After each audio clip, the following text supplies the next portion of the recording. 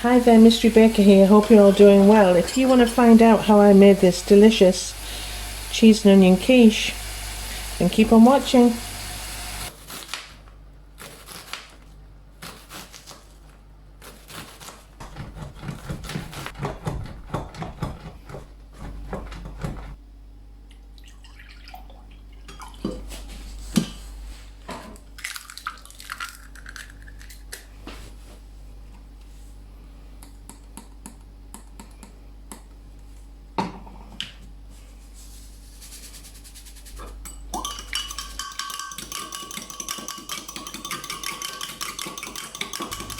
So I've got all my ingredients ready in advance. I've got my egg mixture, I've got my grated cheese and my onions. Now some people soften their onions before they cook the quiche, the cheese and onion quiche. But I like it raw. I think when you soften them, they release a sweetness that I don't actually like, and I like it. I like the rawness because through the cooking process in the oven, they already cook. But I think when you soften them with butter, I think it loses that cheesy and oniony taste somehow. But you can soften your onions in advance. You don't need to just put them in raw, but that's how I do it. So we're going to tackle the pastry. This is ready to roll pre-made pastry, and it's ideal for people who aren't the experts at making homemade pastry. It's something you can do or you fail at. And this is a great substitute, especially if you're struggling with certain ingredients. Ready-made, pre-bought pastry is excellent. I wouldn't use it if it wasn't. So off camera, I'm going to roll this out, and I'll come back when I'm nearly done. Back in a bit. Okay, I'm nearly there. I've rolled it relatively thin. Now, there are recipes where the pastry is blind baked in advance, but I'm a traditional baker, and quiches have been made for a long time before chefs got involved. And traditionally they aren't blind baked. The wet mixture and the pastry go in the oven at exactly the same time, and I've never had any problems. So here we go. So I've got my pie dish. This is 9 inches, I believe. Yeah, 9 inches. Okay, there's a smaller quiche dish, but it's an ideal size for a cheese and onion quiche. And I've just buttered it lightly, just stops the pastry from sticking. And how I roll this up, I get my pastry, put it over my rolling pin like so, bring my dish in, I hope that's picking up, and then find the centre. Hopefully. Don't worry if it's not perfect, because you can patch. And I lift and push into the bottom like that, using my hand, lifting and pushing it in so that it stays down, and press down. Now you can use a knife to cut it, but you can also use your rolling pin. So with your rolling pin you can roll it off. Just showing you another method. So I'm just rolling it off with my rolling pin. Can you see how good and quick that was? And before we go any further, we just prick the surface with a fork. You don't want to go all the way through the pastry, because if you go all the way through and you put your wet egg liquid on it, the liquid will go under your pastry.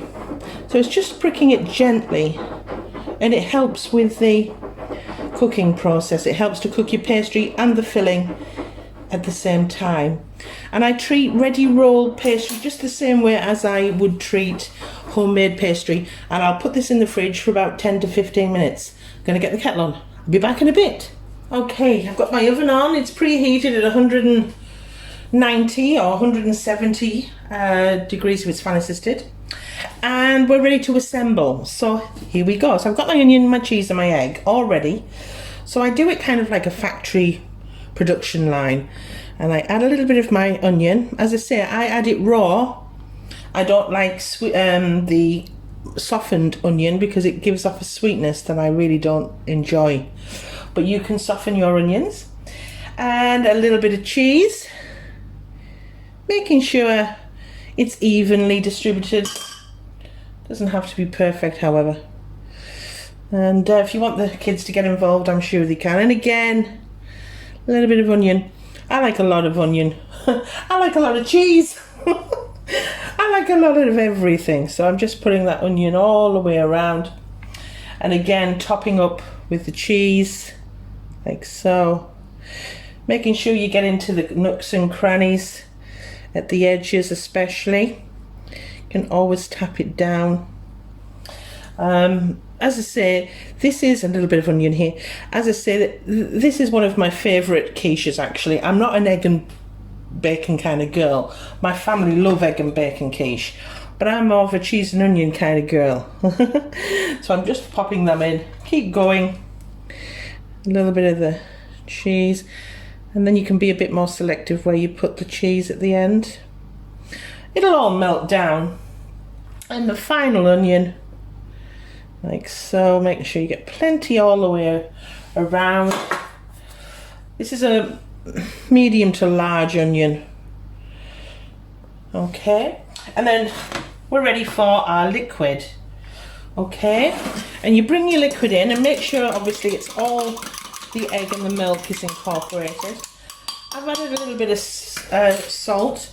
This cheese is already quite salty, but I have put a lot of my favourite white pepper in, and then we very gently add our liquid, trying not to disturb the contents. Okay, just adding that very gently, because you don't want to disturb all your hard work. Alright, and that's the liquid. And then I've got a little bit of the remaining cheese. I mean, you can use red Leicester, which gives a wonderful colour, but I do like my mature cheeses, I have to say. And there we have it. And this will go into a preheated oven for about 25 to 30 minutes, or until it's ready, golden in colour. And there you have it. I'm going to put this in the oven now, and when I come back, I'll show what it looks like. Okay, let's get this out of the oven. Oh, gosh. Whew, it's hot. Whoa. Whew. And there you go.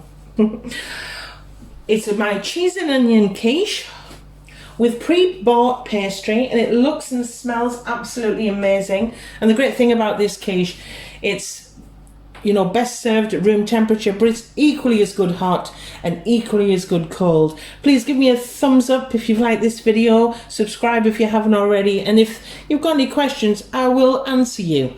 So, you know, just comment below if you have any questions. Thanks for your time, everyone, and I'll speak to you soon. Bye!